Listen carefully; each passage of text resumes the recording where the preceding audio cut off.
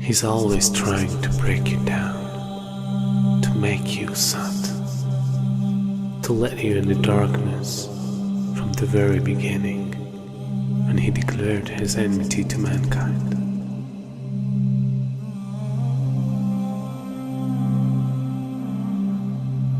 And throughout the history, he caused evil and destruction between every nation.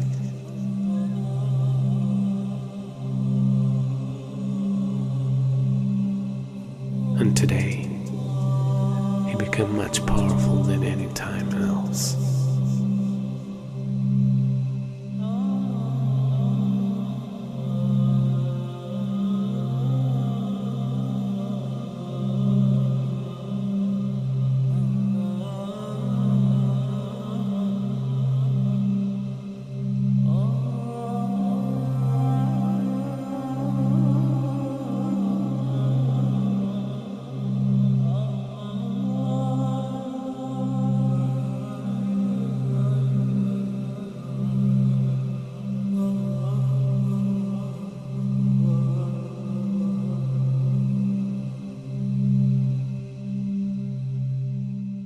A new world order, a world where the rule of law, not the law of the jungle, governs the conduct of nations.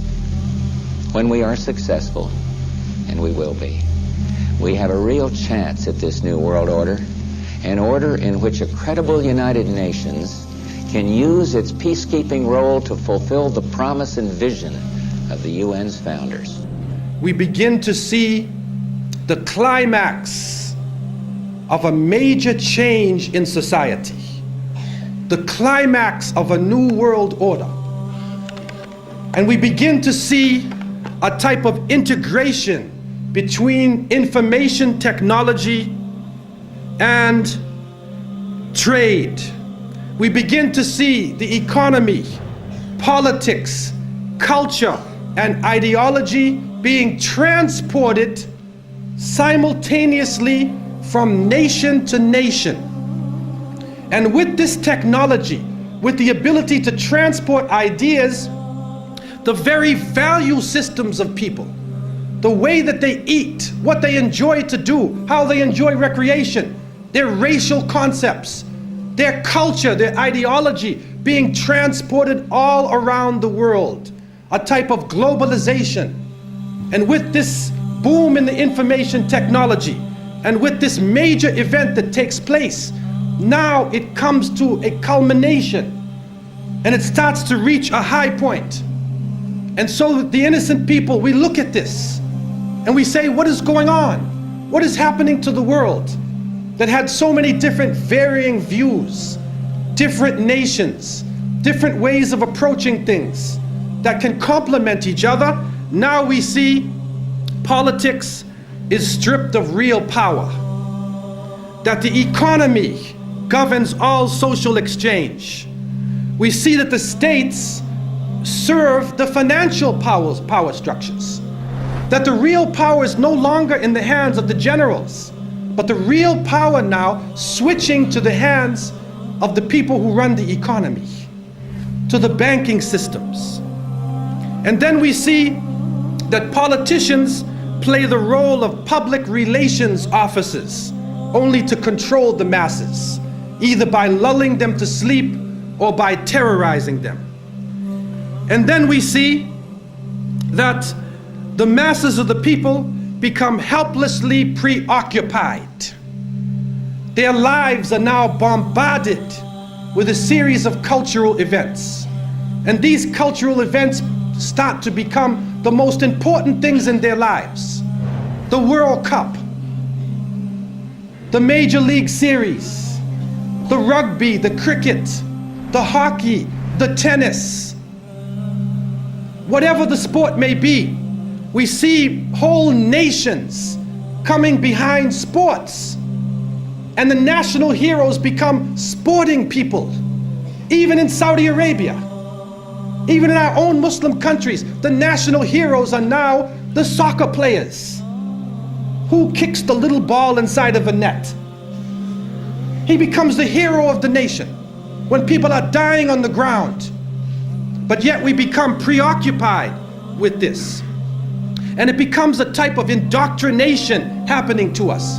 And with the use of powerful music playing on our emotions, with videos now being taken to the furthest extremes in the planet, people's thinking processes are changing.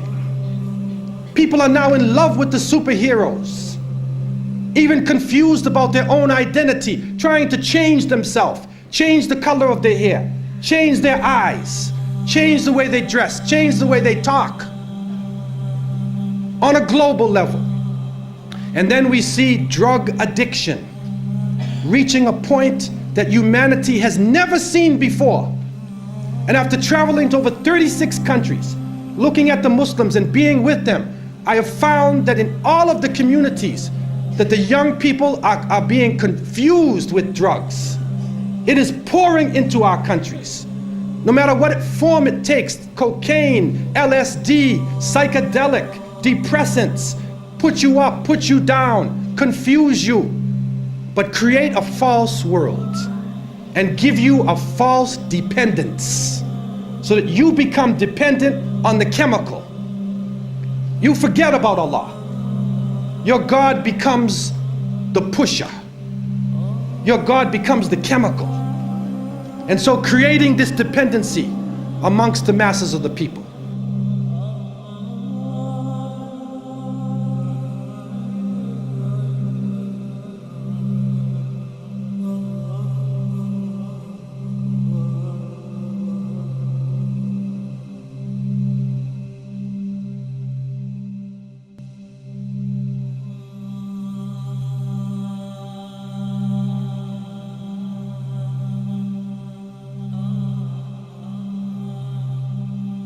This is a dollar bill, which is the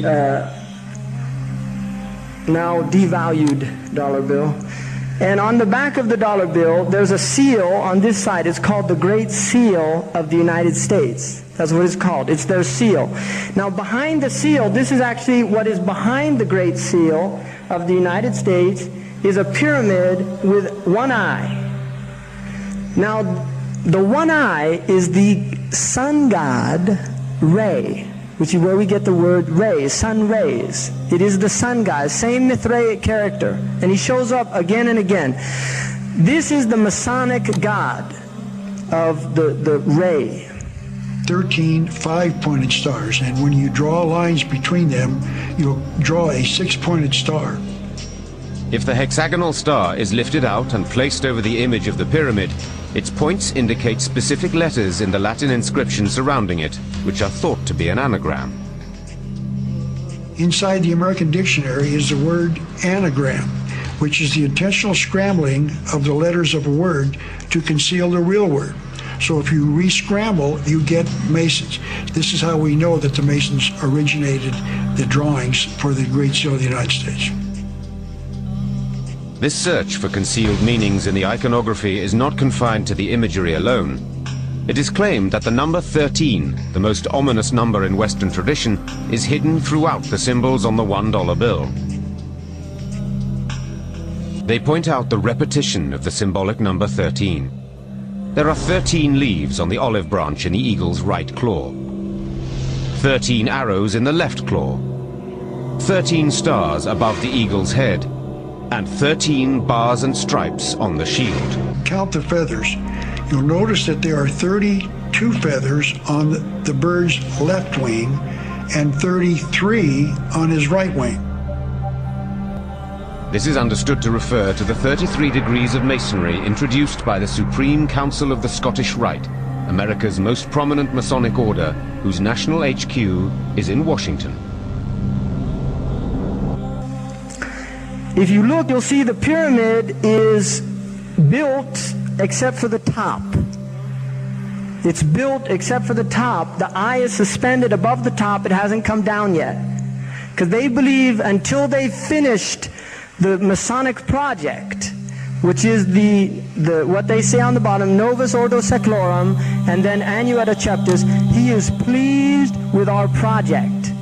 In other words, the God they believe in is pleased with our project. What is the project? This is the question. What is the project that this God is pleased with? The project is literally the secularization of the world. To completely strip the world from religious beliefs. This is the project, and that is why it is called Novus Ordo Seclorum, a new secular or worldly order.